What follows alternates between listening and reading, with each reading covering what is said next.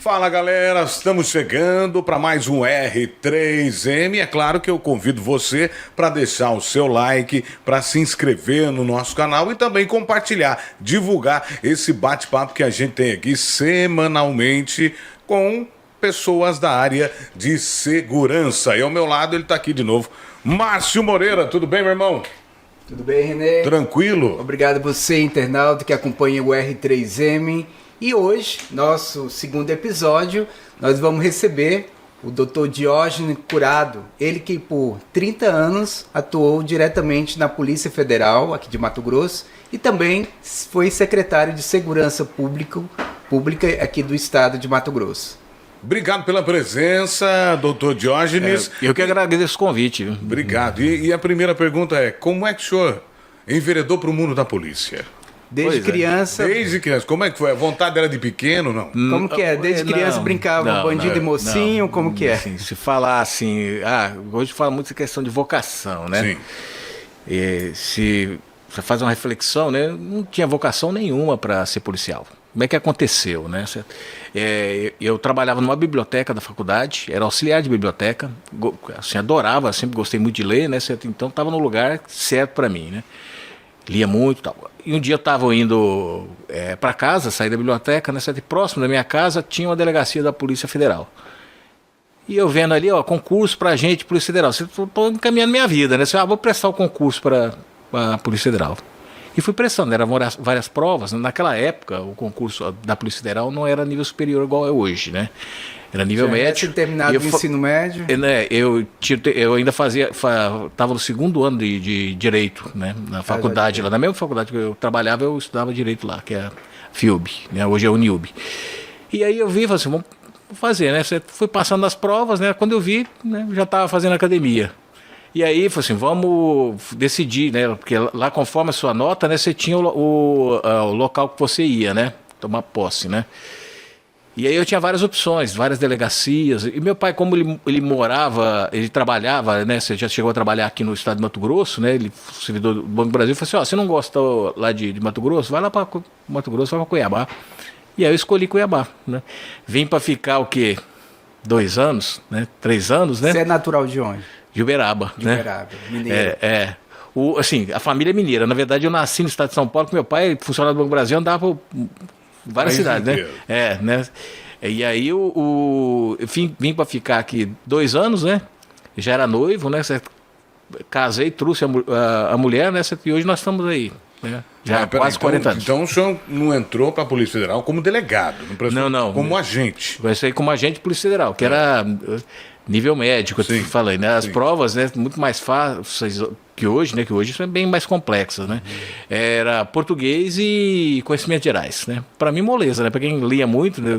Lia, né? Você nem precisa estudar, né? Para poder passar, né? Foram quantos anos de agente? Como agente eu fui 18 anos e 12 anos como delegado. Como delegado. Aí prestei concurso, passei, né? Fui enveredar, né? Aí tive várias atividades. No início, como era auxiliar de biblioteca, eu falei assim, não, você deve ser um nerd, gosta mais de datilografia, né? Naquela época e tal, né? Eu fui ser operador de telex. Botaram eu para mexer ali no CETEL, né? Que fazia as comunicações, né? Hoje nem se fala mais em telex, né? Sim, o e-mail acabou. Me lembrou agora o tempo lá atrás. E aí eu fui ser operador de telex, só que assim, sempre quando tinha operação, eles me chamavam e eu me destacava ali nas operações, né? Doutor Jorge, antes de entrar diretamente como delegado, você falou que 18 anos como agente. O que você poderia destacar nesses 18 anos como agente, né? Cumprindo uma determinação de um delegado e depois à frente, né? Passando as ordens para a sua equipe, o que você destacaria? Foi muito positivo, né? Você tem a experiência, né? Como agente, né? E depois como delegado você conhece muito bem a situação, né? Então teve várias situações minhas e problemas que eu enfrentei, né? Que depois você, estando como chefe ou como delegado, né? Você sabe a forma que você deve atuar para evitar que esses problemas sejam causados ali com os seus subordinados, né? Então, às vezes, você está lá como agente, né? Você está exercendo determinada atividade e não tem uma pessoa que tem uma certa experiência, um respaldo, né? Para te ajudar na sua atividade, né? E por conta disso nós tivemos vários problemas, né? Eu como agente, né? Mas assim, foi um aprendizado, né? também, né?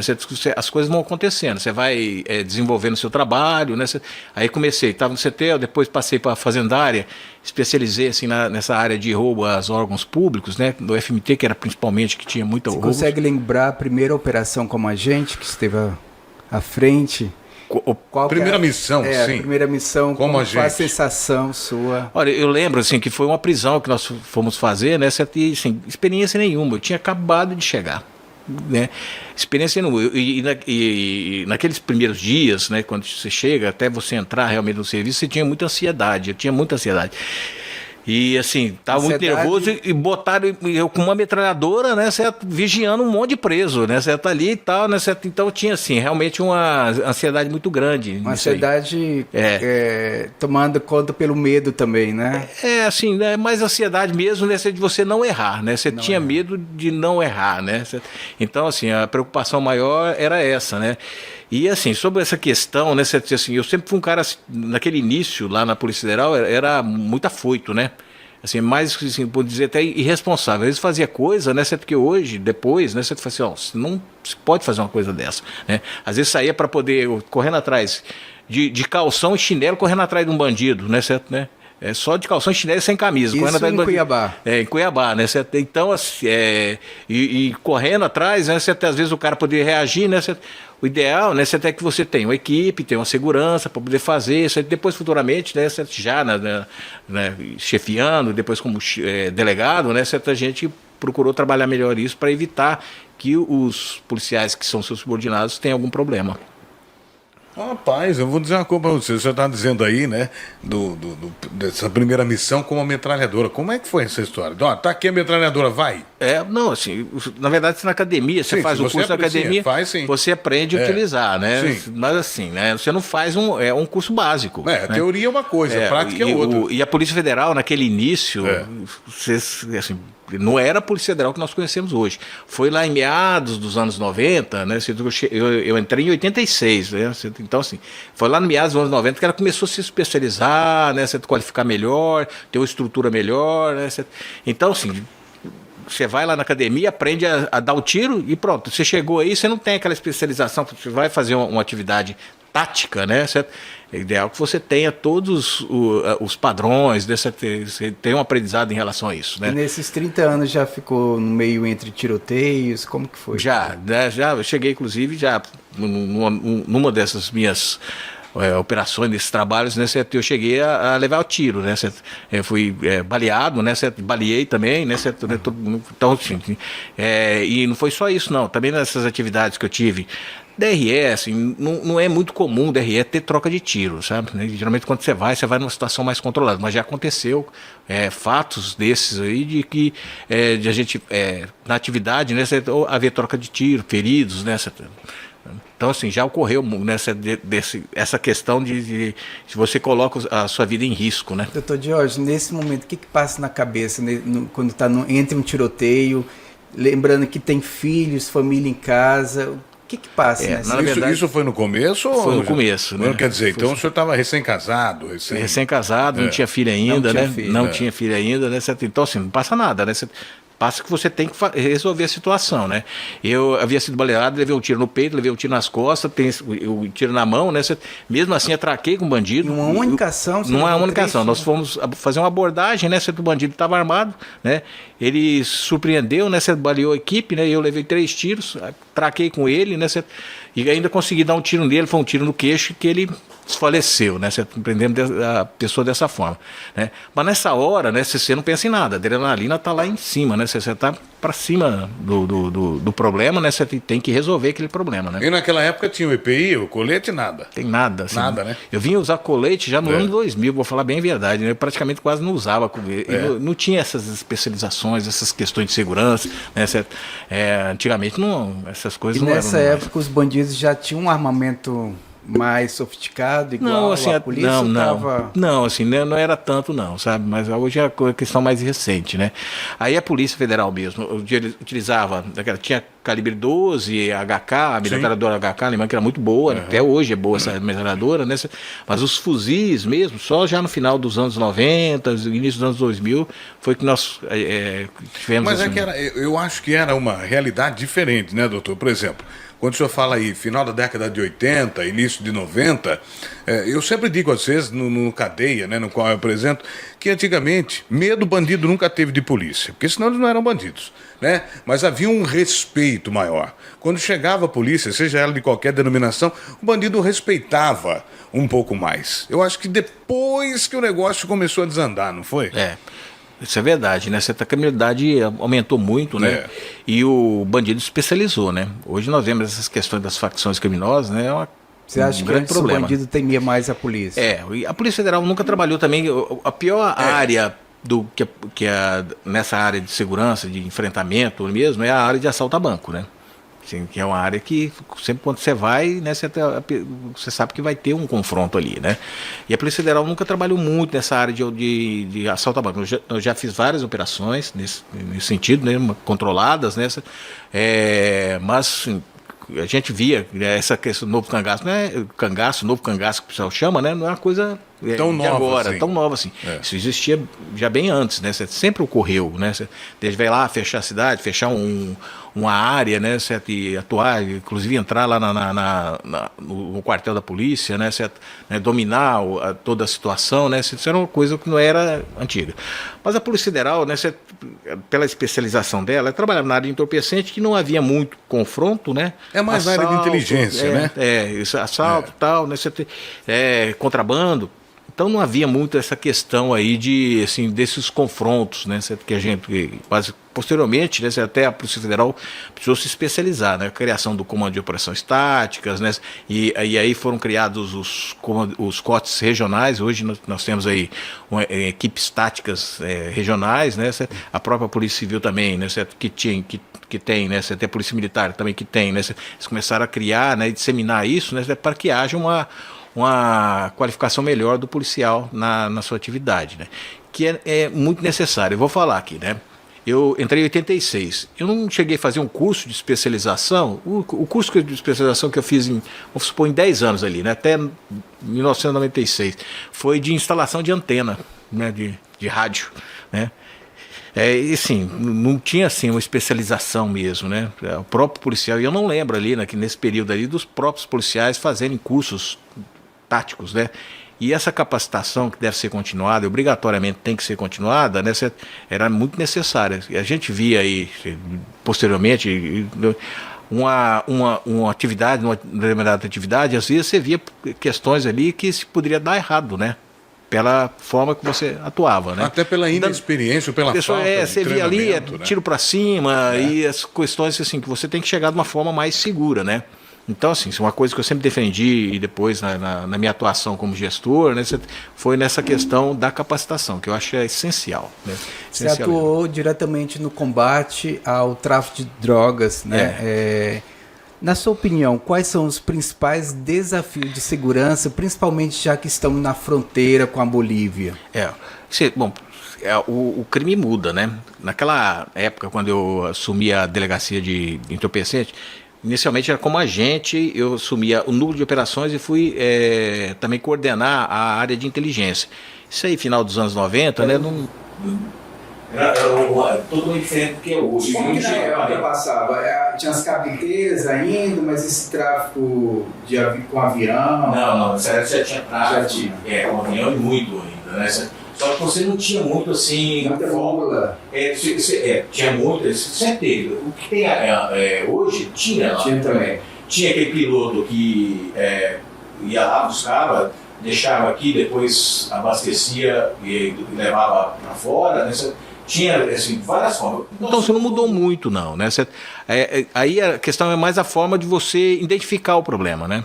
Então a gente fazia na área de inteligência, né, as escutas, né, que fazem na área de você seguir ali os telefones. Depois, quando teve o celular, facilitou muito, né? E aí que você desenvolvia um trabalho ali, né, mais, né, e aí tivemos muitos êxitos nisso aí. Até hoje, né, a polícia tem êxito nesse trabalho aí de acompanhar, né, certo, e fazer nessa área de inteligência. Falou que atuou diretamente na inteligência. O que a gente ouve falar é que, tipo assim, é bandido que dedura o próprio bandido. Vai passar um carregamento ali. Isso procede, não? Ou você acha Procede, que- assim, havia muito, um dos principais trabalhos que eu fiz aí nessa área, na área de inteligência, foi com isso aí, uma delação, né, uma pessoa que delatou, Um né, traficante. um traficante, eles iam roubar um avião, um avião que era da TAM, né, certo? E nós entramos dentro do avião, certo? Quando entrou o piloto e o negócio, nós rendemos os dois e depois fomos atrás onde o avião ia descer e prendemos as pessoas que iam pegar abastecer o avião. Né? Um avião inteirinho. É um avião, era um avião, Ou avião de carga? Não, é um avião, avião de passageiro, né? Com passageiros? É com passageiros, né? Ia ser um sequestro, O então? Brasil, era um avião, era um Caravan, né? Fazia aquela linha. o Caravan. O Caravan que fazia a linha Goiânia, Barra do Garça, Rondonópolis, Cuiabá. Né? E aí nós fomos lá para Goiânia, né? Entramos no avião, né? Você já sabia que as pessoas iam entrar. Isso já foi na terceira tentativa, né? Né? Aí entramos no avião, conseguimos, entramos junto quando ele desceu lá, o avião desceu em Barra do Garça, né? O restante dos passageiros, né, que tinham, desceu, só ficou os policiais e os bandidos. Na hora que o avião ia subir, né, nós fomos e rendemos eles ali e prendemos as pessoas. Isso Depois, já foi na terceira tentativa. na terceira tentativa, né? É porque nós ficamos esperando, tinha um informante, né? Ficamos esperando o momento. Montou certo. a campana e ficou ali. Nós íamos lá para Goiânia, assim, aí nós já sabíamos quem eram as pessoas que iam entrar no avião, né? Certo? Doutor, eles iam roubar o avião. Eles iam roubar o avião e ia ser usado para o tráfico. Um Caravan é um baita de um avião. É um baita, um monomotor, eu lembro que homologado pelos Estados Unidos para o presidente dos Estados Unidos poder voar. Esse Caravan, né, ele desceu, estava chovendo, né? Nós descemos numa pista ali perto de Rondonópolis, que ia ser o local onde ia fazer. E eu não acreditei que ele ia descer naquela pista, com chuva em pista de terra, né? De sarra. Desceu ali assim uma beleza, né? Você desceu ali, espetacular. Doutor Diógenes, como que são planejadas essas operações, assim? Vocês recebem a denúncia, tem toda uma investigação como olha, que acontece? assim, geralmente a gente tem uma denúncia, né? E às vezes uma operação leva a outra, né? Aí você faz uma investigação, você identifica coisa que no processo. Você faz campana, identifica, segue a pessoa, né? Então assim, são de várias formas, né? Procura o banco de dados hoje, né? Já bem melhor, né? Antigamente a gente tinha os bancos de dados também para a gente identificar, né? Você tem uma relação muito próxima com o judiciário, né, para que você pudesse, junto às companhias telefônicas, vários locais onde você poderia buscar as informações, né, ajudava muito, né. Então você tinha várias formas de você fazer isso, né.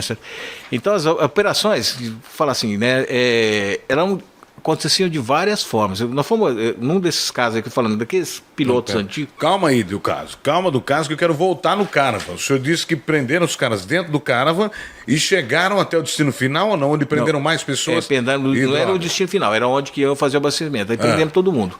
Né? E tinha droga ou não? Os caras só estavam lá? Não, eles só iam levar o avião e esse avião. Só levar o avião. Primeiro era só roubar o avião. Eu acho que a intenção desse avião seria mandar para fora, talvez para os Estados Unidos, né? Seria mandar para outros locais. Eles haviam tentado roubar um Caravan antes, né?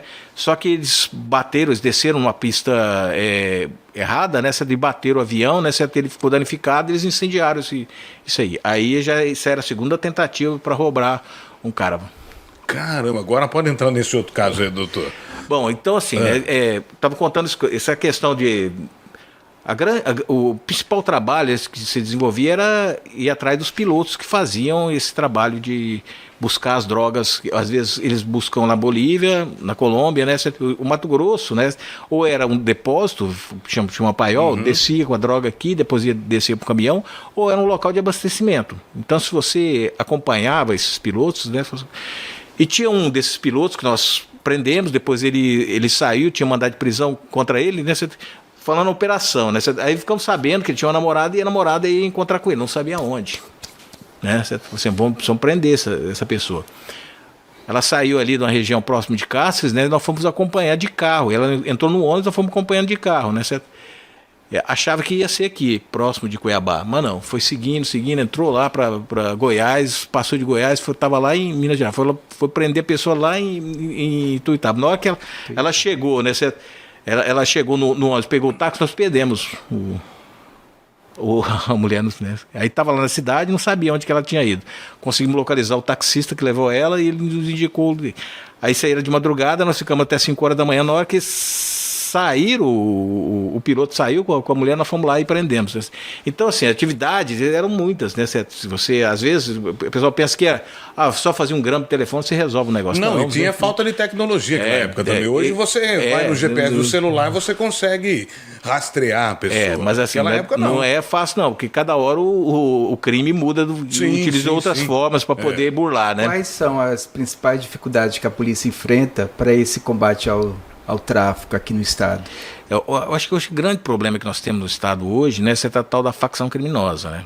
Na minha época, quando eu estava como secretário, né, ainda ela não tinha se instalado da forma que se instalou, né? Hoje ela está dentro do presídio, mas não é só isso, né? E ela tem utilizado outros meios, né, para captar recursos, né? Se infiltrando em outras áreas, né, que não só criminosas, né? Nós tivemos uma operação há pouco tempo aí, né, que era questão de shows aí, né?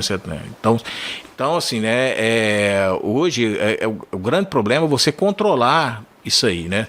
Porque tem essas lideranças dessas facções criminosas, né, certo? E eles estão infiltrados em várias áreas, né, legais e ilegais, né? Exatamente.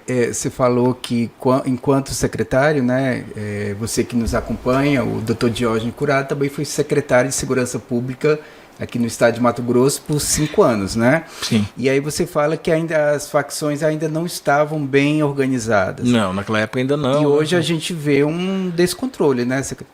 Assim, você vê que a coisa está bem abrangente, né? Você acha que o Estado falhou nesse sentido de coibir esse avanço? Mas é difícil você dizer aonde que falhou, né? Porque isso é uma coisa que é instalada dentro dos próprios presídios, né? Começou lá em São Paulo, né? Tinha o Comando Vermelho lá do Rio, né? Aí dentro dos próprios presídios que eles começaram a disseminar. Aí década de 90. Eles criaram um método, uma metodologia de atuação deles, né? Faz o batismo, tal, de o que está preso, o que está solto ajuda a família do que está preso, né? E virou deu uma esse assistência, tipo de coisa. né? E assim, como é que você vai impedir uma coisa dessa? Você teria que fazer um presídio, isolar todas essas lideranças, né, e semi-lideranças que sejam, né, mas é muito difícil, não é fácil não, realmente é difícil de você atuar, né, no sentido de impedir isso, né, e o grande problema que nós temos hoje, né, não é só questão de você ter a facção criminosa, é a luta entre as facções criminosas. Você pega uma situação que tem... disputa de território. Você pega uma situação que tem lá em Sorriso, né, que considerado uma das cidades mais violentas porque teve muitos homicídios lá, né? Uma disputa entre facções criminosas, né? Voltando ainda, se fala que eles comandam de dentro dos presídios, né? Mas assim, há uma falha, porque se você coloca aparelhos, né, para que toda essa movimentação é via aparelhos celulares, né? Entrada de droga, ou seja, tem ele está preso, mas tem todo um domínio ali por trás que ele consegue comandar. O que falta para o poder público evitar esse tipo de comunicação lá dentro das unidades prisionais? O grande problema que teve, quando eu entrei na Secretaria de Segurança Pública, que eu vi, né, era o sistema penitenciário e a estrutura do sistema penitenciário. Né, que ainda assim, vamos falar, hoje está bem melhor, né, mas ainda precisa melhorar. Né, porque antigamente, como é que era o sistema penitenciário? Tinha as delegacias, né, do interior. Aí já tinham separado, quando eu cheguei em 2008, né, tinha separado, então tinha uma cadeia, né? Essa cadeia é uma estrutura péssima, né? E os presídios mesmo, né? Que são poucos, né? Também já estavam bem deficitários, né? Então a principal coisa que precisava fazer naquela época que a gente buscou, né? É melhorar a questão do sistema penitenciário, né? Então a estrutura não é bem condizente, né? Precisa melhorar a questão de estrutura. Mas o trabalho que foi feito, isso aí foi começado lá em 2008, quando foi melhorar a questão do pessoal que atua no sistema penitenciário. Foi quando criou, né, certo, a lei, né, certo, foi feito o concurso, antigamente eram contratados, tinha vários contratados, né, certo, acabou com isso, hoje são todos concursados, especializados, né, certo, então assim, de certa forma você melhorou bem isso aí, mas não teve jeito aí porque a facção criminosa entrou com tudo nessa questão desse processo aí, né? Dentro dos presídios ainda tem essa situação de usar celulares, né? Procura se isolar, né? Trabalha muito forte na área de inteligência para isolar as lideranças, né? Evitar que as lideranças utilizam aparelhos. Hoje os presídios, os modelos de presídios não tem tomada para evitar esse tipo de coisa de você ter um celular, né? Certo? Mas mesmo assim a gente sabe o que acontece, né? E na sua opinião, por que até hoje o sinal do celular não foi impedido nessas unidades prisionais?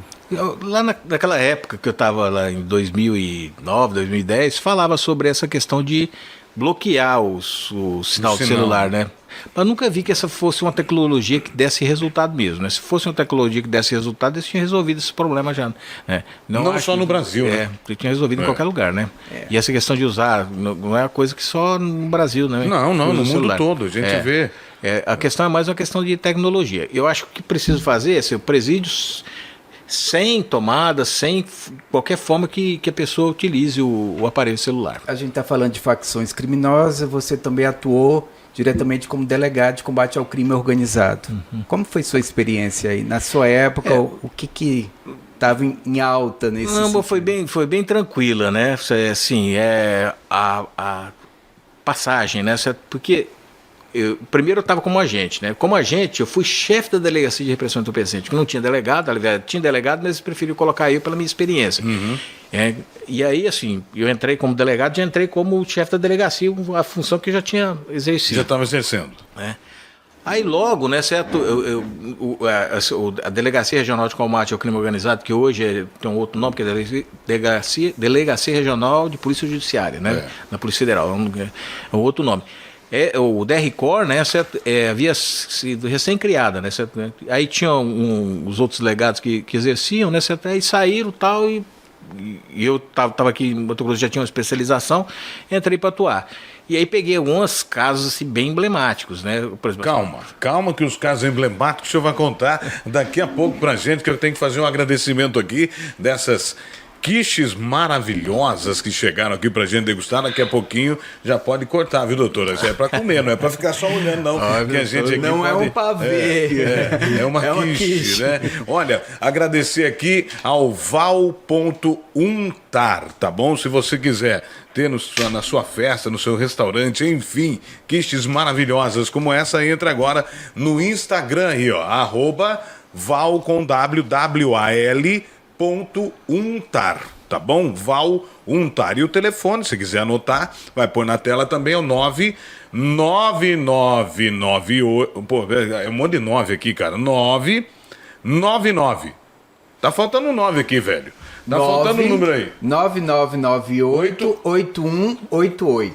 8188. Exatamente. 9. DDD 65. 9. Aqui a gente se atrapalha. 99999-8188. Pronto. Você pode Tá encomendar e tudo aquilo para sua festa, procura o Val, um excelente profissional e uma referência em festas, casamentos, aniversário, confraternização de sua empresa. Olha só as quiches que o cara mandou pra gente aqui. Bom, vamos voltar lá, doutor, então, porque agora nós já agradecemos o nosso breakfast, o nosso brunch, o nosso lanche. Então, o que eu estava dizendo aqui, assim, eu tive um aprendizado muito grande antes de assumir essa parte do DRCOR, que já é uma atividade mais policial, né? Eu vou dizer assim, eu não tinha muito aprendizado para ser um gestor, né? Mas consegui até ter uma boa atividade nisso aí. Esse aprendizado que eu tive para poder chegar a DRCOR, isso passou por várias operações, vários trabalhos que a gente desenvolveu, né? A gente, sim, trabalhos perigosos, trabalhos difíceis, né? E o policial que vive nessa área operacional, realmente ele tem um problema que é o problema da família. Realmente ele falta ele um pouco dentro da família, né? E aí, assim, né? E eu, assim, por conta da atividade minha, né? Eu sei que eu faltei muito ali em relação à minha família. Graças a Deus, ainda foram bem criados e já estão todos crescidos, né? Mas assim, nós tivemos essas atividades, né? Certo? Que a gente foi exercendo, que alguns com certo perigo, outros não, né? Certo?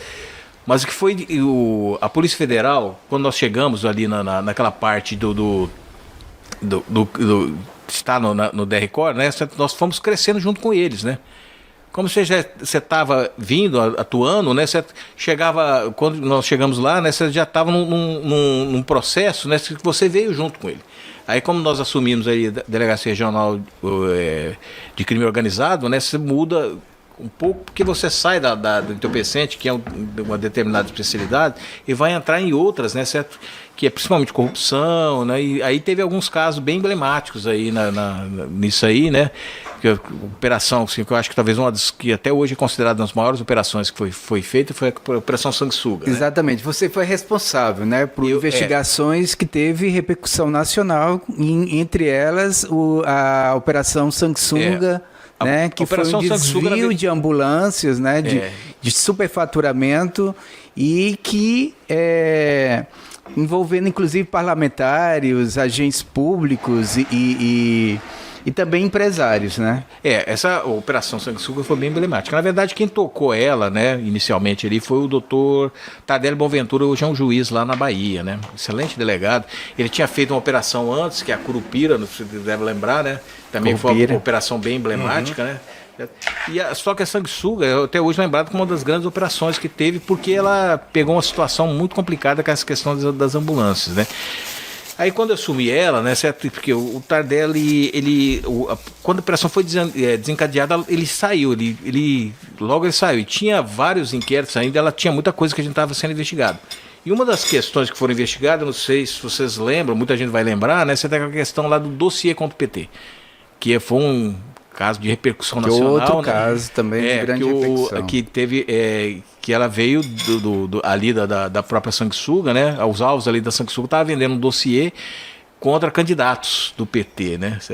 E aí nós pegamos, e isso deu de uma hora para outra.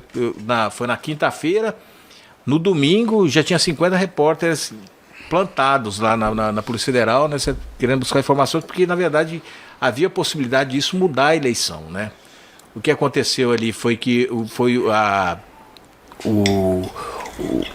compraram ali um dossiê que não era muita coisa, eram só umas fotos, né? E envolvia também a questão de entrevistas, tal, para poder ver se eles diminuíam o índice, né, lá do candidato lá de São Paulo, né? Que estava bem, já quase ganhando, né? Na época era o Zé Serra, que era o candidato do PT. Governador, e do PT. Não, o Zé Serra do PSDB. José Serra do PSDB. Do PSDB, e do PT era o Lula. Não, o Lula era candidato nacional, era reeleição, né? Do PT, não lembro mais quem era do PT, né? Mas foi o PT que tentou fazer isso aí. Houve uma articulação da campanha nacional com a estadual, tal. Mas ainda identificamos quem que era a pessoa que foi levar o dinheiro, tal, né? Isso em São Paulo, em São Paulo. Mas ou era Mercadante, né? A Luiz Mercadante. A Luiz Mercadante. Que foi o candidato, né? Inclusive foi ainda iniciado isso aí, mas depois acabou que não. Hoje estão todos juntos, né? Doutor, aí tipo assim, você é responsável por uma investigação dessas duas megas operações de repercussão nacional, né? Sanguessuga, desse dossiê anti-tucano. Todos responderam em liberdade, né? Qual que é a sensação, assim, de impunidade mesmo? Assim, né? Como que isso frustra para um delegado que investiga, busca, tem seu tempo? Hoje, por isso que eu falo, o delegado precisa se especializar cada vez mais, né? A questão probatória é uma questão muito séria, né? Você pega uma situação igual a Lava Jato, né?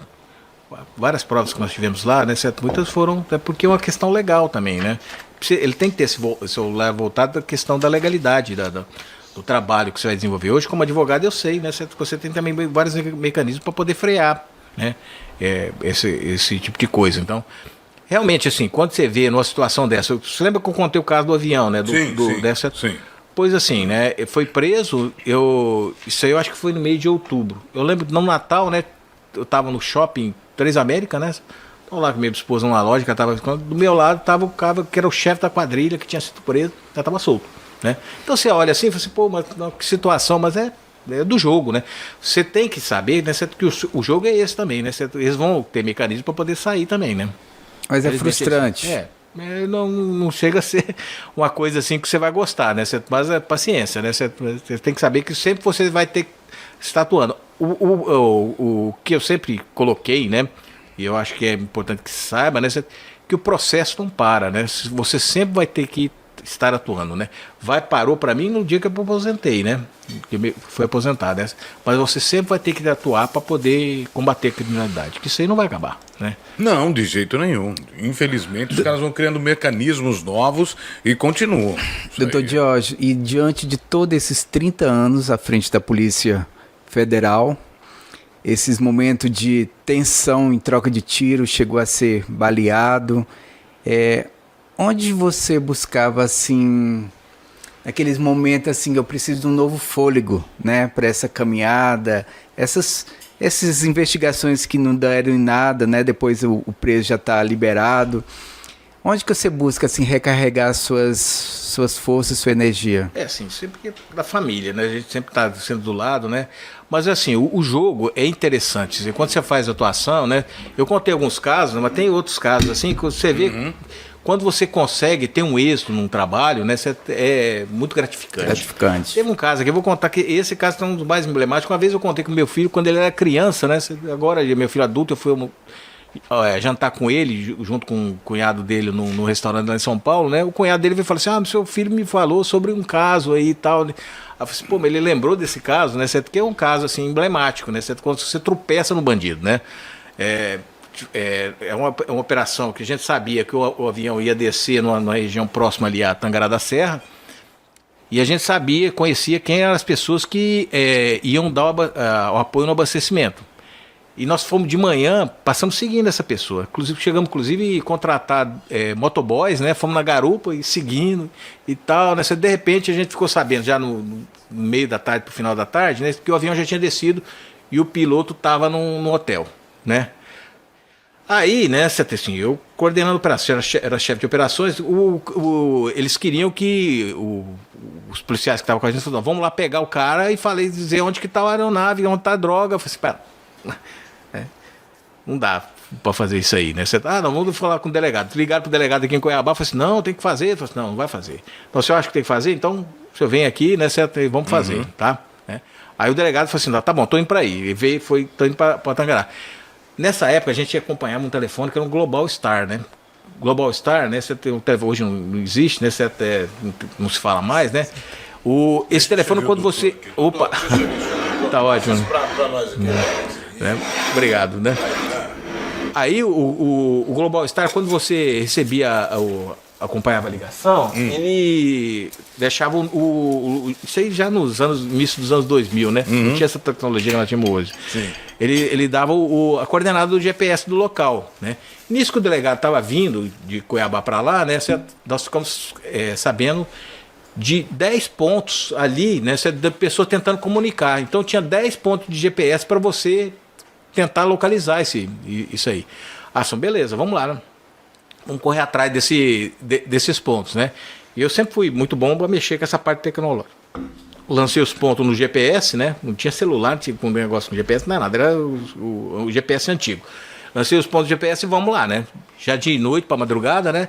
Correndo atrás da aeronave que estaria ali no entorno, uma área grande, assim, né? Eu tinha que caminhar. Eu sabia que, assim, se eu for checar todos os pontos, eu vou ter que caminhar a noite inteira.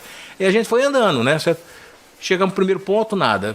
Segundo ponto, nada. E tinha uma turma ali de uns 8, né? Policiais, né? Aí nós fomos seguindo numa estrada, né? Eu do lado de cá, pasto, né? Do lado de cá da estrada, do outro lado de cá, mata fechada, né? Certo? Então era 4 de cá, 4 de lá, de repente houve um barulho, plá. O colega nosso cai, né? O que aconteceu? Caramba. Ele tropeçou numa pessoa que estava dormindo do lado ali, né? O bandido? O bandido assim, que passa, né? Você falou, pô, mas, né? Que passa. Mas na hora, meu filho. Ele estava dormindo e guardando a droga, né? Aí logo nós já localizamos a aeronave, né? Nisso o piloto, quando foi chegar lá, nós foi só prender, né? Esse tipo de coisa é gratificante. Assim, pegou o quê? Naquela época já era uma quantidade grande, porque hoje em dia pega toneladas, né? Mas naquela época 200 quilos já era uma coisa, né? E aí acabou nessa... Cocaína? Cocaína, né? Ficou numa prisão emblemática, mas não é só também pela quantidade de cocaína, das pessoas que foram presas ali naquilo ali, né? Então esse tipo de trabalho, né? Assim, é gratificante. Você pega um serviço aí, um serviço que eu fazia muito esse serviço, entrar pro mato aí para poder prender. Eu entrei num domingo para pegar o bandido na segunda-feira, né? Não podia sair enquanto não... Pois ele não chegou, deu um problema no avião, ele só foi descer o avião na quinta-feira. E eu tinha comida até na segunda mesmo, né? Aí ainda conseguimos ficar racionando a comida até na quinta-feira, né? Caramba, fomos lá de segunda a quinta? De domingo a quinta. De domingo a quinta. Aí na quinta-feira o avião desceu, não desceu de manhã, né? Certo? Nós ficamos longe da pista, né? Para ninguém ver a gente, né? Aí ele desceu no final da tarde para sair no final da quarta tarde para sair na quinta de manhã, né? Aí nós vimos ele descer, né? Fomos lá, né? Na hora que ele ia subir, nós fomos lá e pegamos Então esse tipo de coisa é gratificante, né? Do trabalho, você né? já era delegado ou agente? E eu era agente ainda. Agente. Já era agente ainda. O delegado também fica acampando no meio da mata, passando tem muito noite? delegado que gosta, né? Você pega né? uns delegados aí que trabalhou com a gente que adora esse tipo de trabalho, né? Teve um delegado que foi embora, né? Aí ficava ligando para mim, quando tiver uma operação, né? Me avisa aí que eu quero participar. Né? Gosto da adrenalina. Cheguei, inclusive, eu teve que chamar ele para algumas operações, né? Então, esse tipo de coisa isso é muito gratificante. Você já foi ameaçado? Não. Não? Não. Intimidado durante a carreira? Não chegaram nem perto, né? Também se chegasse, eu acho que não ia, né, adiantar nada, né? Mas nunca passei esse tipo de coisa, né? Graças a Deus, não. Porque às vezes as pessoas estão nos assistindo e falam assim, poxa, mas o cara vai para a carreira policial, né? Vai para a carreira, né, da Polícia Federal, enfim. E depois, como é que fica a cabeça dele pensando em todos esses grupos que o senhor disse aí que enfrentou, que é o combate ao crime organizado, que não é fácil não, né? E aí as pessoas podem perguntar assim, mas é que, como o senhor disse aí na resposta anterior, faz parte do jogo. Eles sabem que eles são os bandidos, e eles sabem que vocês estão a favor da lei, ou seja, o jogo tem que ser jogado, não é isso? Na verdade, assim, também, né, eu sempre fui uma pessoa que tratou muito bem quando fazia essas prisões, né, não sacaneava não, né, eu tratava muito bem a pessoa, né, e já aconteceu casos, né, de, assim, no futuro, eu nem sabia, nem lembrava que eu tinha prendido a pessoa, né, chegava um parente da pessoa, a própria pessoa, chegava para mim e falava assim, você que entendeu, tratou muito bem meu irmão, me tratou muito bem, nem lembrava mais da pessoa, né? Então, assim, eu sempre fui muito honesto nessa atividade. Justo, né? Esse negócio, a polícia bate, eu não deixava, né? Não deixava mesmo, né? Porque eu acho que não precisa disso, né? É desnecessário, né? Então, não deixava. Então, assim, as questões ali eram muito bem tratadas em relação a isso. Então, assim, eu sempre tive minha consciência muito tranquila em relação a isso, né? Nunca saía assim em embate, não tratava as questões como pessoalmente, quando a minha questão pessoal quando o bandido, não, né? É um trabalho, né? Que a gente exercia. Às vezes a gente até ouve o bandido mesmo dizer quando é abordado, sem esculacho, não é assim? Sem esculacho. O policial fala, não tem esculacho. O que tem aqui é que é o meu trabalho, você perdeu, vamos conversar. E vamos entrar nesse respeito mútuo, né? Sim. O bandido sabe que você está fazendo aí seu trabalho também, né? À frente da Secretaria de Segurança Pública, o que você poderia destacar os avanços assim para a melhoria da segurança no estado? Esses dias até o Blair está fazendo uma biografia em vídeo dele, né? Eles pediram para eu poder fazer um registro, né? Tal, eu estava contando. Aí eu fui contar até uma história, como é que eu conheci o Blair, né? A primeira entrevista que eu tive com o Blair, é um cara muito simples, né? Ele... É interessante até destacar, quando o governador Blair Maggi escolheu o Dr. Diógenes Curado, foi um perfil técnico, né? Até porque o Dr. Diógenes é conhecido como um pulso forte, né? Então ele buscou um perfil técnico para segurança. Naquele momento precisava, Dr. Diógenes? Eu acho que era importante, né? Se perfil mais técnico. Você defende para esse tipo de cargo da Secretaria de Segurança um perfil mais técnico ou a pessoa mais que político? seja técnico. Você pega o secretário hoje que está lá, o Roveri, né? Trabalhei com ele, né? É uma pessoa, assim, tem muito conhecimento, excelente. Hoje a polícia, em geral, tem vários ali que poderiam ser também, né? Mas são pessoas que têm muito conhecimento, assim, e sabe, né, o que precisa fazer ali para a segurança pública ser... E eu tinha mais ou menos uma ideia. A principal questão ali era a questão da gestão, que é outra questão diferente, né? Você estava falando você como tem que mexer conhecer o Blair Maggi. Né? Voltando assim na questão do Blair Maggi, né? O Blair Maggi, eu fui lá... na primeira entrevista com ele, né, quando ele foi me fazer o convite, e ele sentou, estava conversando comigo, tal, né, uma hora, ele cruzou a perna, caiu a sola do sapato dele, né? Eu contando essa história, assim, eu acho que isso é uma questão, caiu a sola do sapato dele. Ele virou pro ajudante de ordem que estava do lado e falou assim, vai lá, compra uma cola para colar esse negócio aqui. Era botina? Não, um sapato normal, né? A sola, aí ele foi lá e colou esse negócio. É uma pessoa muito simples, né? Então, assim, até dando esse introito aí para falar sobre o trabalho que foi desenvolvido. A gente sabia o que seria necessário. Então, assim, o ponto, a área de inteligência, eu achava que é importantíssimo, assim, desenvolver ela, né, com capacitação, né, tem um padrão, né, certo, de trabalho, né, certo? Aí foi criada uma lei, né, certo, que essa lei tem até hoje, né, certo, a integração dos órgãos de inteligência. Aí, assim, você precisa, por exemplo, você tem o TCE, a Secretaria de Fazenda, tem um elemento de inteligência estratégicas ali para que você possa ter uma referência, ou fazer os convênios, né, para que você possa ter acesso a banco de dados, né, que é muito importante, esse banco de dados, por isso precisa de muita informação para poder atuar, né? Então, assim, isso aí já era uma área que eu achava importante. Naquela época, a Delegacia de Repressão e Entorpecente, no início, nos anos 90, né, a Polícia Civil teve uma delegacia especializada de repressão e entorpecente que deu um problema, acabou fechando, né? Eu falei assim, não, certo? Precisa ter uma referência para isso, né, certo? Então, assim, nós criamos uma delegacia de repressão e entorpecente que tem até hoje, faz um bom trabalho, um trabalho excelente, né? Mas o principal problema que tinha, né, eu já até falei sobre isso aí, era a questão do sistema penitenciário, que assim, era muito deficitário, principalmente em relação ao pessoal, né? E aí nós conseguimos fazer um concurso, né, com especialização, né, certo? Aí tinha advogados, né, certo? Tanto para o sistema penitenciário quanto para o sócio-educativo, né? E hoje acabou, hoje nós não temos mais contratados, né, e são pessoas, né, especializadas com cursos, né, com formação, né, e teve uma lei só para isso, para eles também, né? Então, assim, é uma situação que eu acho que era necessária. Avançou então, muito, né? Você ali, você tinha mais ou menos a ideia do que, né, era necessário para avançar, né? Porque a situação ali no anterior, né, não era bem condizente, né? E foi fácil essa aprovação de vamos fazer o concurso, porque isso passa pela Assembleia Legislativa, toda uma discussão, porque existem as pessoas contratadas que acham que vai perder o emprego, enfim.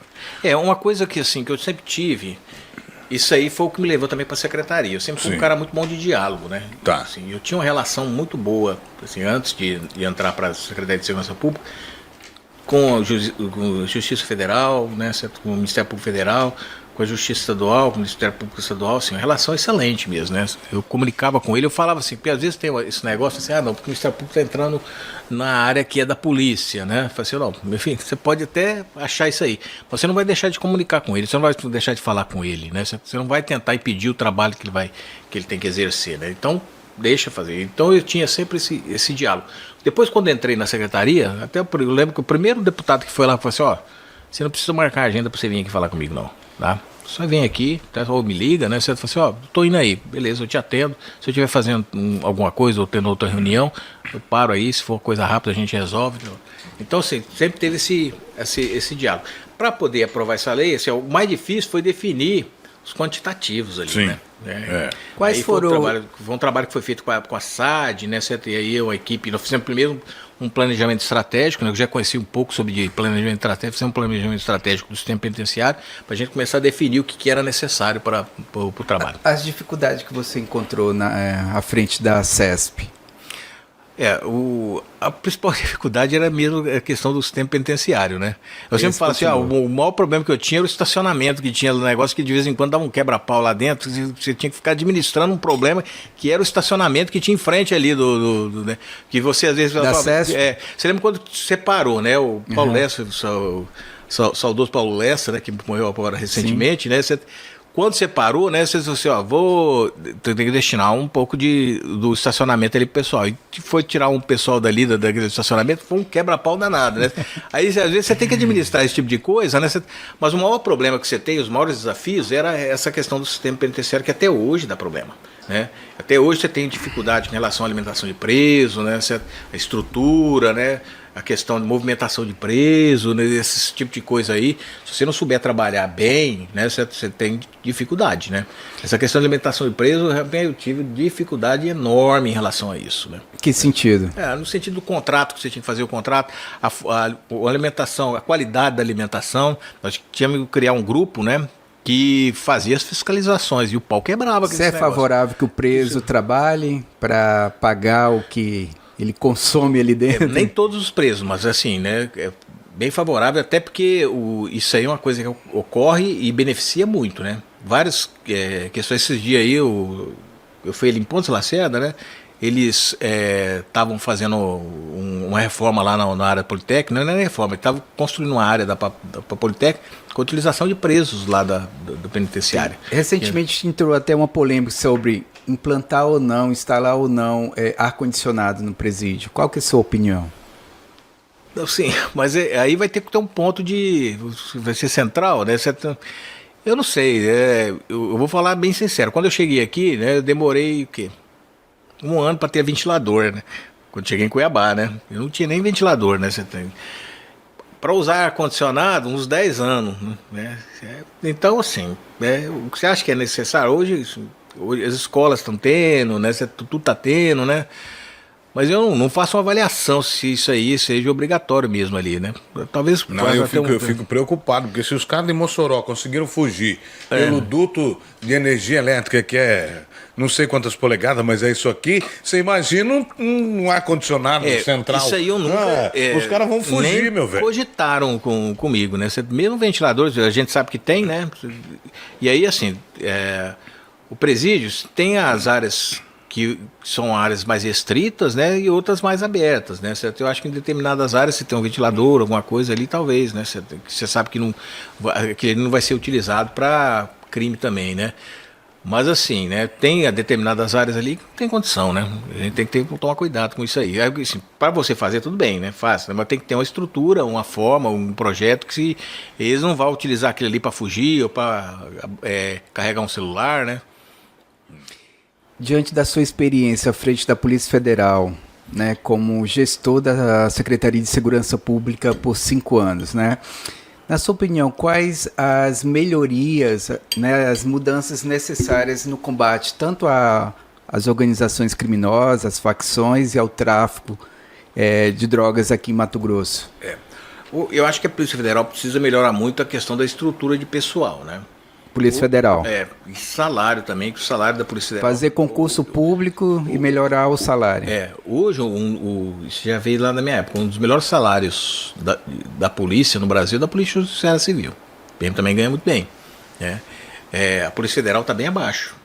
Né? Essa defasagem, então? A defasagem que é grande. É grande mesmo, né? Então, sim, precisa melhorar isso, né? E também, né, que a gente vê, o que acontece aqui no estado de Mato Grosso, isso é muito comum, né? Há um rodízio muito grande de policiais aqui. Eu praticamente devo conhecer o quê? 10% dos policiais que estão ali atualmente atuando na Polícia Federal. Tem um pouco contato ali, né? Ao longo da sua carreira você só atua aqui no estado, né? Só no estado de Mato Grosso. E tem poucos policiais que conseguem isso. Ali a Polícia Federal tem a característica de ter um rodízio. Assim, até para você também crescer na carreira, né? Eu recebi vários convites para ser direx, né? E poderia ser superintendente, né? Eu não quis, né? Eu acabei crescendo, né, onde que eu estava mesmo, né? Nunca tive interesse em sair. Mas é a característica do policial, porque, principalmente porque a maioria do pessoal que vem para cá não é daqui, como eu não era, né? Prefere ir embora logo, né? Aí, com a primeira oportunidade que vem, vai embora. Então, precisa ter alguns mecanismos que prendam o policial ali, né? Tem que ter uma certa permanência, né? Eu acho que assim, não é admissível ficar 1 ano, 1 ano e meio. Tá, você citou a questão da Polícia Federal. E em relação ao Estado, né? Quais são as mudanças que você sugeriu? Olha, assim, o Estado também, né, continuar. Hoje a polícia, você viu a Polícia Judiciária Civil, a própria PM, né, eles estão muito bem, inclusive com estrutura, né? A estrutura deles é muito boa, né? Agora, melhorar mais... Balístico também, né? Balístico também, a estrutura. A Polícia Federal, né, ali no meados dos anos 2000, ela fez uma licitação, conseguiu comprar aquelas Glock, né? Só hoje que agora, recentemente, parece que a Polícia Judiciária Civil conseguiu também conseguiu ter uns armamentos melhor, né? Então, vocês tem que estar sempre especializando, né? Qualidade de pessoal, né? Qualidade de armamento, qualidade de estrutura, né? Inteligência. Tecnologia. Tecnologia. Se fala em estrutura, né? Na minha época ali, a gente viu assim, a necessidade, a parte do equipamentos da inteligência, né? Nós fizemos vários projetos, inclusive com recurso federal, né? Buscou recurso federal para que tivesse isso, laboratório de lavagem de dinheiro, que é importante, né? Porque às vezes você vai na questão do crime, às vezes você vai em cima da droga, mas não basta só isso, né? Você tem que ir rastrear os valores, as pessoas que têm a ligação com a organização criminosa, e aí você precisa ter equipamento para poder fazer esse monitoramento, ou fazer as ligações, ou identificar os valores, para onde vai, né? Então, assim, é necessário que você tenha uma estrutura e especialização para poder fazer esse tipo de trabalho. Outra coisa que o Márcio colocou que eu achei interessante, né? Ele fala assim, a questão do combate ao tráfico de drogas. Eu acho que um dos problemas também, não só do Mato Grosso, mas de todos os estados que fazem fronteira com outros países, é a fronteira. É muito grande nesse país, não é? O grande problema do Mato Grosso é um pouco diferente do Mato Grosso do Sul, né? O Mato Grosso do Sul pega metade Bolívia, uma parte do Paraguai, né? Certo? Então, assim, você vê ali muito maconha, mas também muito cocaína por conta da Bolívia. O Mato Grosso tem essa fronteira, 800 e tantos quilômetros, né? Enorme, e é um vazio, né? Lá no Mato Grosso do Sul não, né? Você tem cidades que são contíguas aqui, né? Então, uma coisa que eu sempre defendi, né? Desde a sua criação, ajudei muito, né? Também, né? Depois como secretário, né? É um organismo igual ao GEFRON, né? Até quando a primeira coisa que eu fiz quando nós fomos criar o Centro de Comando de Inteligência, né? Que assim, nós temos ali o 190 que tem ali, que é 190, 193, né? E ali o pessoal também faz o acompanhamento das câmeras de vigilância, né? Eu queria criar isso aí, falei assim, vamos fazer isso aí em cada regional. A primeira que a gente fez foi ali em Rondonópolis. E aí, assim, o segmento era assim, a ideia era de que forma, né? Porque a gente via a dificuldade que tinha ali na região de fronteira. Embaixo você tinha as câmeras de vigilância, os acompanhamentos, tal, né? 190, né? Em cima, né? Uma inteligência integrada.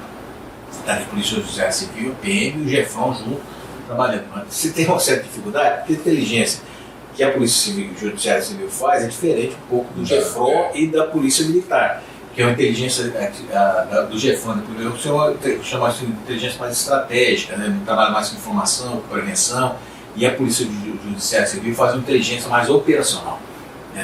Os inquéritos, produção de provas, investigativo. Mas nada impede que eles pudessem trabalhar junto, né? E eles fizeram um bom trabalho junto, e hoje ali é uma integração muito boa, e eu sempre defendi essa questão de GEFRON. Uma vez eu fui um trabalho lá na Assembleia Legislativa, estou lá conversando com o deputado, né, se apresentando os benefícios do GEFRON e tal. Depois o policial que estava comigo, me acompanhando, que foi ter a palavra no lugar, eu disse não, que isso é atribuição da Polícia Federal, isso não era serviço dele. O serviço já estava instalado, fez esse primeiro trabalho. Tinha o grande problema que tinha ali naquela fronteira, né, é o vazio que tem, né? Você tem um local pouco policiado. E o GEFRON foi para poder fazer esse trabalho, né? E policiar aquela fronteira, né? É um trabalho, você assim, isso aí é atribuição da Polícia Federal, nada negativo, né? Eles faziam um trabalho ali, né, de segurança naquela área fronteiriça, que é atribuição deles também, né? Aí eu tive que fazer até um esculacho ali na hora por conta dessa situação, um parecer que a pessoa deu totalmente fora de questão. Uma questão que foi criada pela própria Polícia Militar que criou o projeto, né? Na época quem puxou esse trabalho foi o Coronel Salles, né? De criar uma lei estadual, né? Certo? Com a integração da Polícia Militar, Polícia Civil, né? Certo? Inclusive até a Polícia Federal teria um assento ali no próprio GEFRON. Acabou que não ficou por falta de gente mesmo, né? Mas eu sempre defendi, e essa área de fronteira, ela precisa ter um olhar diferenciado e é necessário, não é necessário, extremamente necessário que haja uma integração das órgãos de segurança. Hoje existe, né? Polícia Federal, Polícia Nacional, Polícia pode ver, Militar. O GEFRON é um organismo que talvez com mais aprende drogas aqui no estado seja o GEFRON. Mas ela só acontece isso porque ela tem essa integração dos organismos de segurança pública, a Polícia Judiciária Civil, a Polícia Militar, e a gente sempre incentivou isso. Mas é necessário também essa integração, que é mais difícil, né? Com o outro lado da fronteira, também com os policiais, com a segurança pública do outro lado da fronteira. Já é um negócio já mais complicado. Que conselho você daria para um jovem que quer ingressar ou que está começando a carreira policial? Assim, que é importante ele procurar sempre se especializar, né? Cada um tem um perfil para segurança pública. Eu tinha meu perfil é mais de interação, né, certo? De coordenação, né, certo? Aí tem aquele que tem um perfil de tático, né? quer arrebentar, não sei o quê. Especializa. Quer ir pra guerra. Tem que especializar nessa área. Não, o meu perfil é de inteligência. Especializar nessa área, né? Certo, né? Procurar, assim, sempre ter uma capacitação. Eu sou um grande defensor da chamada capacitação continuada. Né? Que, assim, o policial, não falo nem só policial, qualquer um que seja, né? Você sempre teria que estar se capacitando, né? Se qualificando, né? Não ficar parado, né? No tempo ali, né? Porque as coisas mudam, né? E às vezes aquele conhecimento é muito importante para o trabalho dele. Você aconselharia um filho seu a entrar na polícia? Assim, eu nunca pensei nisso, né? Eu acho que eles não vão entrar para esse negócio. Mas se quisesse entrar, eu assim, ficaria satisfeito, porque é uma atividade que dá muito prazer. Né? É uma atividade que você, quando faz, né? E as questões. Vai ter questões erradas. Pode tomar água, fica tranquilo. Você sabe que algumas coisas vão dar errado, né? Mas quando dá certo, a satisfação é muito grande, sabe? Então, assim, se quisesse, né, eu ficaria muito feliz. Eu pensei que minha filha, né, fazendo direito, ia, né? Mas acabou enveredou para o outro lado, né? Então acabou, foi fazer medicina, né? Ficou só o senhor mesmo, né? Ficou só o senhor mesmo no direito e na área aí da polícia. Da minha família, né? Se eu tenho uma família grande, né? Também eu fui o único também que O único também da família? Família. Meus irmãos são corretores, né? Então, assim. São quantos irmãos?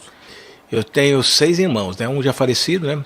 Hoje vivo 5 irmãos, né? São todos médicos, são corretores, né? Nenhum foi pra polícia, tá vendo aí? Hobby seu, você gosta de fazer assim, quando Assim, te desestressa? Um hobby meu que eu faço, que esse é o meu hobby mesmo, né? É leitura, eu adoro leitura. Eu já tive várias bibliotecas que eu tive que doar, né? Certo? Porque eu leio, mas isso é um negócio que vem, eu lembro, com 8 anos de idade eu já frequentava a biblioteca e fazia leitura, assim, eu sempre gostei muito disso aí. Assim, um pouco que diferenciou eu até dos meus irmãos foi por conta disso. Meus irmãos não gostam, né? Mas eu assim, sempre estimulei meus filhos também que leiam, porque se você lê, né? Se você tem esse hábito de leitura, é um diferencial grande da pessoa. Sim. É uma coisa, o conhecimento ninguém tira, né? Meu hobby principal é esse aí, eu adoro ler. Até tem essa mania de comprar muito livro, né? E às vezes começar a ler e não terminar, né? E que tipo de música você gosta de ouvir? Eu leio de tudo quanto é coisa. Olha, hoje eu estou numa fase aí do rock progressivo. Né? Gênesis, estou lendo Yes, né? Você tá ouvindo, essa é a minha fase. Eu fico interagindo com meu filho de 16 anos, né? Eu tenho ali uma coleção de CDs assim enorme ainda, né? Só que assim, eu não estou ouvindo, né? Eu quero comprar um aparelho mais especializado para começar a ouvir. Toca algum instrumento? Né? Não. Tem vinil ainda? Eu cheguei a ter vinil, né? Mas eu quero comprar um aparelho para ouvir, porque assim, eu também gosto de jazz, né? Eu tenho a fase de jazz, né? Aí assim, né? Se você pega o jazz hoje, os grandes músicos, né? Um baterista do rock progressivo, qualquer que seja, né? Eles se espelharam no jazz mesmo, né? Então, assim, é o tipo de música muito agradável, né? De você ver, né? E você olhar a forma que os caras desenvolvem as músicas. Então, eu gosto muito disso aí. Doutor Diógenes, a gente ficaria mais 1 hora batendo papo aqui, mas nosso tempo já está esgotado, Márcio. Doutor Diógenes, muito obrigado por compartilhar, né? Tenho certeza que você, assim como eu, conheceu um pouco mais da vida, né? E também do trabalho ao longo desses 30 anos à frente da Polícia Federal e também como secretário de Segurança Pública de Mato Grosso.